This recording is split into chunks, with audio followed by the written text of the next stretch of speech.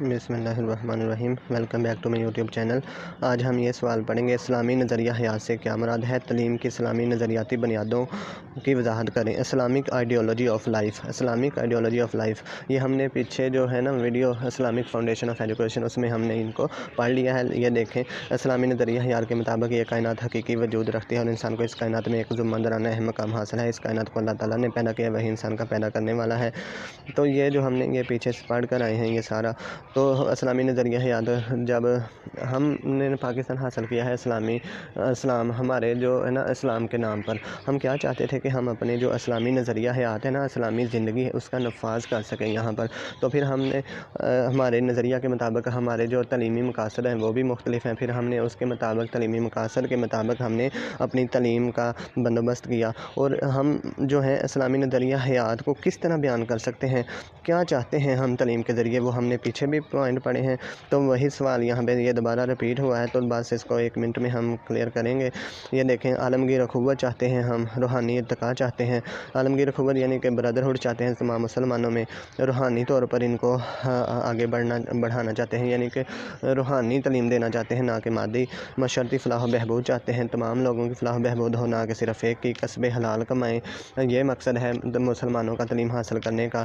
اور دوسرا یہ ہے کہ نظریہ وحدت، یعنی کہ اللہ تعالیٰ کو ایک مانے سارے لوگ، تو یہ ہے اسلامی نظریہ حیات۔ اور ایک یہ ہے کہ اسلامی نظام اخلاق، تمام جو ہے نا اسلامی نظریہ حیات کا مقصد یہ ہے کہ وہ با کردار ہو، ٹھیک ہے، اور اس میں اعلیٰ کردار اخلاق، اچھی عادات پیدا کی جائیں، جھوٹ نہ بولے، وہ غیبت نہ کرے، فریب دہی نہ کرے۔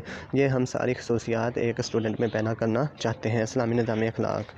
تو مسلمان بچوں کی تعلیم و تربیت کے لیے اسلامی نظریہ حیات کی اہمیت، مسلمان جو بچے ہیں جو تعلیم حاصل کر رہے ہیں ان کے لیے اسلامی نظریہ حیات کی اہمیت کیا ہے؟ اسلامی معاشرے میں بچوں کی تعلیم و تربیت پر خاص توجہ دینا والدین کے اولین فرائض میں شامل ہے۔ ہر مسلمان کا گھر محبت کا گہوارہ ہوتا ہے اور نیکی کے اصولوں پر کاربند ہوتا ہے، اس لیے والدین کا فرض ہے کہ بچوں کی پرورش میں ان کو ایسا ماحول مہیا کریں جہاں پر اسلامی تہذیب کے ساتھ ساتھ ان کو شفقت و محبت سے ان کی صلاحیتوں کو اجاگر کرنے اور عملی صلاحیتوں کو بڑھانے کا موقع ملے، کیونکہ گھر کا ماحول اور مدرسے کی تعلیم دونوں کا بچوں کی زندگی پر گہرا اثر پڑتا ہے۔ اس لیے ان دونوں درسگاہوں کے درمیان باہم رابطہ قائم رہنا چاہیے۔ اس لیے یہ بھی ضروری ہے کہ والدین کا اساتذہ سے رابطہ ہونا چاہیے۔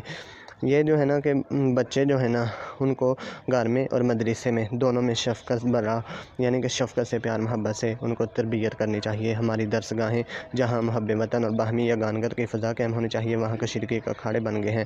اس بھٹکی ہوئی جوان نسل کی اصلاح کے لیے اساتذہ اور والدین دونوں کی باہمی کوشش سے انہیں راہ راست پر لایا جا سکتا ہے۔ اس بات کی اشد ضرورت ہے کہ طلباء کو نظریاتی خلا سے بچانے کے لیے محتاط طریقہ اور حقائق و شواہد کی روشنی میں ان کی ایسی رہنمائی کی جائے کہ وہ آگے چل کر وطن عزیز اور ملت کے ذہین اور وفادار شہری بن سکیں اور وطن کی تعمیر نو میں بڑھ چڑھ کر حصہ لے سکیں۔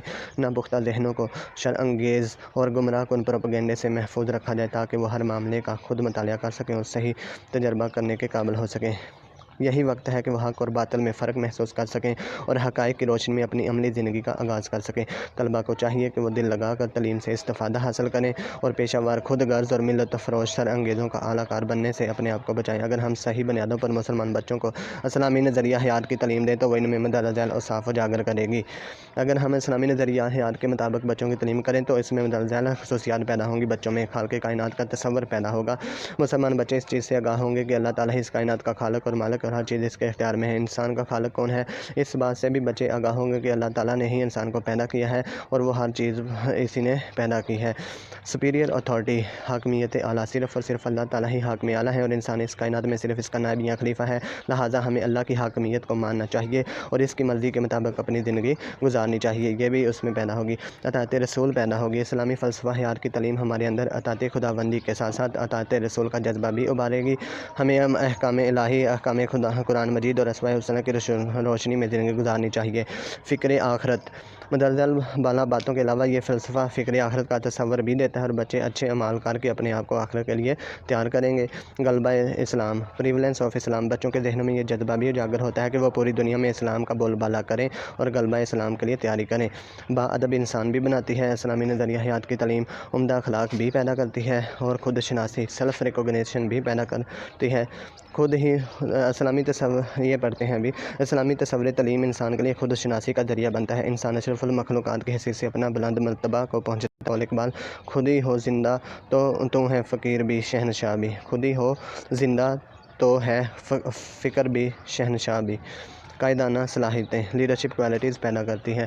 جب ہم اسلامی نظریہ حیات کے مطابق تعلیم حاصل کریں تو وہ علم حاصل کر کے انسان میں خود اعتمادی پیدا ہوتی ہے، جس کے نتیجے میں اس میں وسعت نظر یعنی کہ اس کی جو نظر ہے وہ بہت وسیع ہو جاتی ہے اور قائدانہ صلاحیتیں پیدا ہوتی ہیں۔ تعلیم کا اسلامی تصور، اسلامی کنسیپٹ آف ایجوکیشن ہے کیا؟ وہ یہ ہے کہ اسلامی نقطہ نظر سے تعلیم افراد کی شخصیت کی اس انداز سے تعمیر و تشکیل ہے، کنسٹرکشن ہے کہ اللہ تعالیٰ کی سرزمین پر اللہ کی حاکمیت اعلیٰ اور نوع انسان کی خلافت قائم ہو۔ اس کا نصب العین یہ ہے کہ افراد معاشرہ کو اس طرح تیار کیا جائے کہ ان کے ذہنوں میں ایک طرف تو اللہ تعالیٰ کے مقابلے میں اپنی بندگی کا تصور راسخ ہو جائے اور دوسری طرف کائنات کی تمام قوتوں پر اللہ کی رضا کے مطابق حکمرانی کی صلاحیت پیدا ہو جائے۔ قرآن حکیم اور حدیث نبوی میں جگہ جگہ مسلمان مرد اور عورت دونوں کو تعلیم حاصل کرنے کی تاکید کی گئی ہے اور اس فرض کی بجاوری کا حکم دیا گیا ہے۔ اس کی بنیادی وجہ یہ ہے کہ ناخواندہ شخص نہ تو اپنے آپ کو پہچان سکتا ہے اور نہ ہی اسے اپنے خدا کو پہچاننے کی بصیرت ہوتی ہے۔ یہ علم ہی ہے جس کی روشنی میں انسان اپنی خودی کی تکمیل اور اپنے پیدا کرنے والے کے احکام کی بجاوری کر سکتا ہے۔ اسلام چاہتا ہے کہ انسان جو ہے نا وہ تعلیم حاصل کرے۔ اگر وہ تعلیم حاصل کرے گا تو پھر وہ اس دنیا اور آخرت میں کامیابی حاصل کرے گا۔ وہ اپنے آپ کو بھی پہچانے گا اور اللہ تعالیٰ کو بھی پہچانے گا جس نے اس کو پیدا کیا ہے۔ اسلامی تصور تعلیم قرآن حکیم کے مطابق یا کے حوالے سے قرآن حکیم میں جگہ جگہ اللہ تعالیٰ نے فرمایا ہے، دیکھتے ہیں اب ان کو 1 پوائنٹ پہ فرمایا ہے۔ 1 پوائنٹ دیکھتے ہیں، اللہ ان لوگوں کے درجات بلند کرے گا جو تمہارے درمیان ایمان اور علم رکھتے ہیں۔ دوسرا ہے، کیا وہ لوگ جو جانتے ہیں ان لوگوں کے برابر ہیں جو نہیں جانتے؟ کیا علم والے اور بغیر علم کے برابر ہو سکتے ہیں؟ تم میں ایک ایسا گروہ ہونا چاہیے جو مذہب کا گہرا علم حاصل کرے تاکہ وہ جب دوسرے لوگ ان سے پوچھیں تو ان کو سکھا سکیں۔ اے محمد، دعا کریں کہ اے اللہ میرے علم میں اضافہ فرما، ربی زدنی علما۔ اس کے علاوہ ہمارے نبی اکرم صلی اللہ علیہ وسلم پر وحی کا آغاز جس لفظ سے ہوا تھا وہ اقرا تھا، اس کے معنی ہے پڑھو۔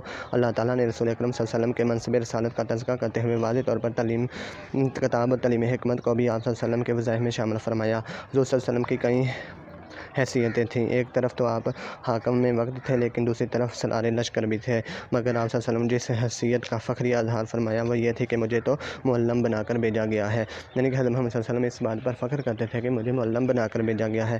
پھر اسلامی تصور تعلیم احادیث کی روشنی میں، یعنی کہ تعلیم کی اہمیت اب احادیث کی روشنی میں دیکھتے ہیں۔